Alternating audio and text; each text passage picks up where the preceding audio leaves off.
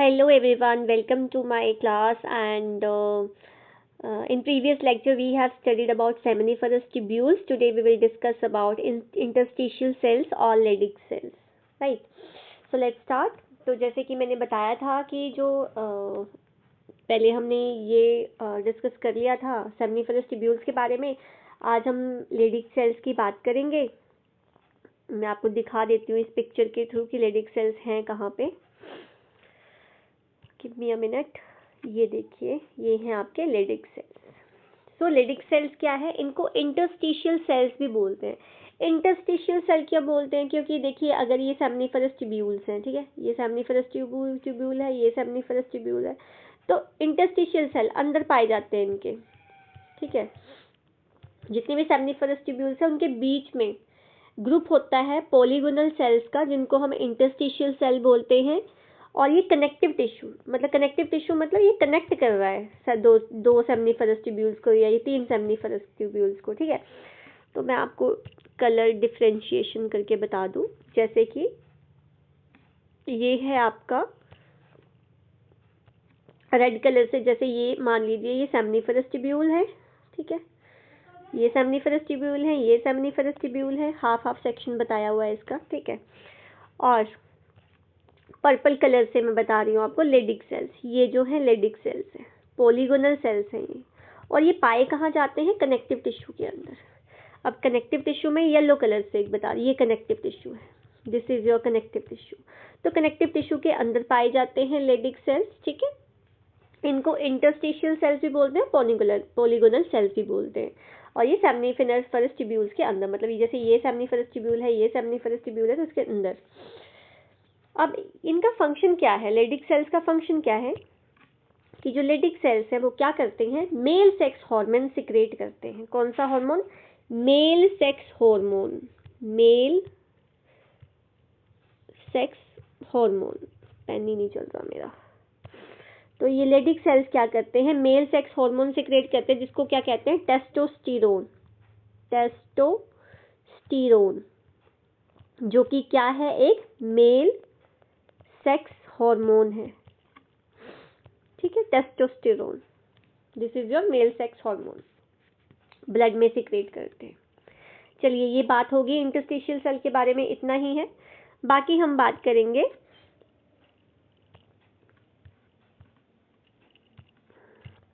वैसा इफ्रेंशिया की बात करेंगे अब हम. ठीक है, अब यहाँ आ जाते हैं स्लाइड पे, वैसा इफ्रेंशिया. अब हमने यहाँ तक पढ़ लिया था, ये हमारा हो चुका था कि हमने ये चीज़ें कवर, यहाँ तक हम कवर कर चुके थे, रेटिटेस्टिस तक हम कवर कर चुके थे. ठीक है, अब रेटिटेस्टिस के बाद क्या आता है, वैस इफ्रेंशिया. ये देखिए, ये है आपका वैस इफ्रेंशिया. ये जो ट्यूब्स निकल, रेटिटेस्टिस से जो छोटी छोटी ट्यूब्स निकल रही हैं, इनको कहते हैं हम वैस इफ्रेंशिया. अब रेटिटेस्टिस से क्या होते हैं, 15 से 20 फाइन कॉन्वोल्यूटेड डक्ट्यूल्स अराइज होती हैं, जिसको हम वैसा इफ्रेंशिया कहते हैं.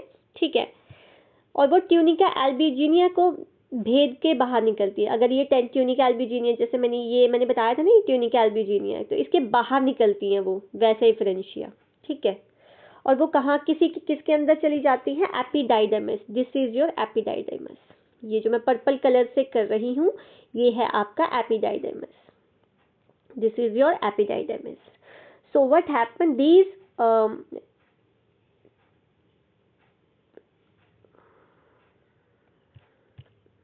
so these Vaisha efferentia go inside epididymis, okay, through tunica albuginea. तो tunica albuginea के थ्रू ये अंदर कहाँ चली जाती है, epididymis के अंदर चली जाती है.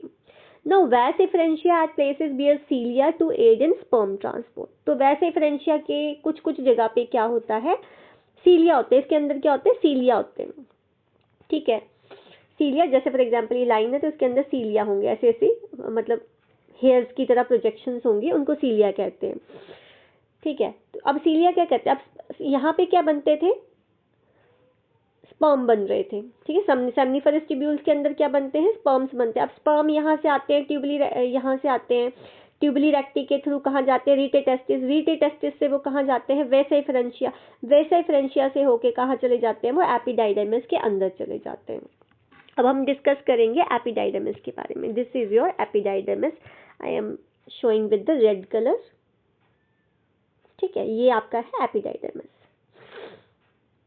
अब इसका क्या फंक्शन है?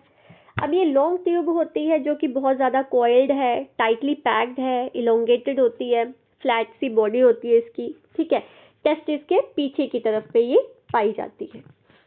अब इसके 3 रीजंस होते हैं. कितने रीजंस होते हैं? 3 रीजंस, मतलब 3 पार्ट्स होते हैं एपिडाइडमिस के. ठीक है, मेरे पेन में थोड़ी प्रॉब्लम है तो ये चल नहीं रहा है actually. I am so sorry for it. तो ये एपिडाइडमिस के 3 पार्ट्स होते हैं. अब 3 पार्ट्स कौन कौन से हैं इसके, मैं बताती हूँ आपको कौन कौन से पार्ट्स हैं इसके. फर्स्ट जो पार्ट है वो अपर वाइडर हेड. ये जो पहला ऊपर वाला पार्ट है इसको बोलते हैं हेड. क्या कहते हैं इसको?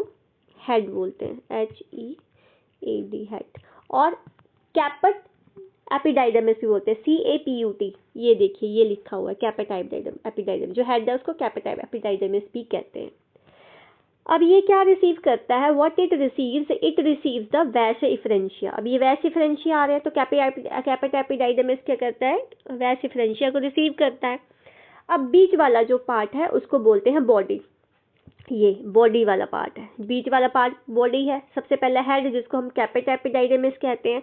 बीच वाला जो है बॉडी एपिडाइडमिस कहते हैं इसको. ठीक है, मिडिल वाला जो है, और जो लोअर पार्ट है उसको टेल कहते हैं या फिर कोडा एपिडाइडमिस कहते हैं. This is the tail of epididymis. ठीक है, जिसको हम कोडा एपिडाइडमिस भी कहते हैं. ठीक है, अब जो हेड होता है एपिडाइडमिस का उसमें क्या होता है? स्पर्म्स है, उसमें फिजियोलॉजिकल मैच्योरेशन. तो यहाँ पे मैच्योरेशन होती है स्पर्म्स की. इस वाले पार्ट में जो हेड वाला पार्ट है यहाँ पे जो स्पर्म्स है उनकी मैच्योरेशन होती है. ठीक है, और इनकी मोटिलिटी और फर्टिलाइजिंग कैपेसिटी जो है इंक्रीज होती है. फिर वो टेल की तरफ आते हैं. यहाँ से जो स्पर्म्स है वो कहाँ आ गए? टेल की तरफ आ गए. ठीक है, टेल में क्या होती है? स्टोरेज होती है. कैपेट एपिडाइडमिस में क्या होती है? स्टोरेज होती है. क्या होती है? Storage of sperms. तो क्वेश्चन आ सकता है कि कहाँ पे स्टोरेज होती है स्पर्म की? तो टेल जो होते हैं, टेल ऑफ एपिडाइडमिस और यू कैन से कोडा एपिडाइडमिस. ठीक है, यहाँ पे स्टोरेज होती है. थोड़े टाइम के लिए होती है. ठीक है, जब तक वो वैसे डिफरेंशिया में जा नहीं पाते. फिर यहाँ से वो कहाँ चले जाते हैं? वैस डिफरेंशिया. ये जो लाइन बता रही हूँ मैं, दिस इज योर वैस डिफरेंशिया. इसके अंदर चले जाते हैं. ठीक है, स्पर्मेटोजोआ जो प्रोड्यूस होते हैं जब एजैक्यूलेशन होती है. ठीक है, स्पर्मेटोजोआ आर नॉट इजैक्यूलेटेड और रीअब्सॉर्ब्ड इन द वैस डिफरेंशिया. ठीक है, जो स्पर्म्स मतलब बाहर नहीं आ पाते वो वहीं पे रीअब्सॉर्ब हो जाते हैं. यहाँ वैसे डिफरेंशिया में रीअब्सॉर्प्शन हो जाती है. अगर स्पर्म किसी वजह से जा नहीं पाते हैं तो यहाँ पे वो रीअब्सॉर्ब हो जाते हैं. ठीक है, तो ये इसके बारे में था. अब जो एपिडाइडमिस जो है वो क्या करता है? पेरिस्टैल्टिक और सेगमेंटिंग कंट्रैक्शन करता है कुछ कुछ इंटरवल्स में. एपिडाइडमिस में क्या होती है? कंट्रैक्शंस होती हैं. ठीक है, कॉन्ट्रैक्शन मतलब ऐसे ऐसे ऐसे ऐसे कॉन्ट्रैक्ट करता रहता है वो. ठीक है, हिलता जुलता रहता है वो. फिर क्या होती है जब इसकी कॉन्ट्रैक्शंस होती हैं? ताकि जो स्पर्मेटोजोआ है वो टेस्टिस से बाहर चले जाए. तो जो एपिडाइडमिस है ये वाला पोर्शन, इसमें क्या होती है? ये कॉन्ट्रैक्शन ऐसे ऐसे हिलता रहेगा ताकि ये पुश कर सके स्पर्म्स को और वो कहाँ जा सके? बाहर जा सके, बॉडी के बाहर जा सके. ठीक है, मेल रिप्रोडक्टिव पार्ट से वो बाहर जा सके. आगे है वैस डिफरेंशिया के बारे में अगर हम बात करते हैं तो वैस डिफरेंशिया क्या है? ये वाली लाइन, ये जो है वैस डिफरेंशिया. दिस इज योर वैस डिफरेंशिया. ठीक है, अब ये क्या करती है? ये लगा दिया मैंने. ठीक है, कॉन्टिन्यूस है. कोडा एपिडाइडमिस मतलब कोडा एपिडाइडमिस की ये कॉन्टिन्यूशन है. 40 सेंटीमीटर तक ये लंबी होती है और थोड़ी कॉइल्ड होती है. ठीक है, लेकिन बाद में ये स्ट्रेट हो जाती है. और ये कहाँ पर चली जाती है? एब्डोमिनल कैविटी में चली जाती है. किसके थ्रू चली जाती है ये एब्डोमिनल कैविटी में? इंग्यूनियल कैनाल के थ्रू. हमने पढ़ा था ना पहले वाली जो थी कि जो एब्डोमिन में होती हैं पहले टेस्टिस, बाद में वो स्कॉटम में आती हैं. तो स्कॉटम की जो टेस्टिस है वहाँ से क्या होता है? इंग्यूनियल जो वेस्ट डिफरेंशिया वो कहाँ चला जाता है? एब्डोमिनल कैविटी में एंटर कर जाती है. ठीक है, वैस डिफरेंशिया कहाँ चला जाता है? एब्डोमिनल कैविटी में चला जाता है. ठीक है, एब्डोमिनल कैविटी में जाने के बाद ये पास हो जाता है यूरिनरी ब्लैडर से. ठीक है, उसके अराउंड वो जाता है और यूट्रस में चला जाता है फिर. ठीक है,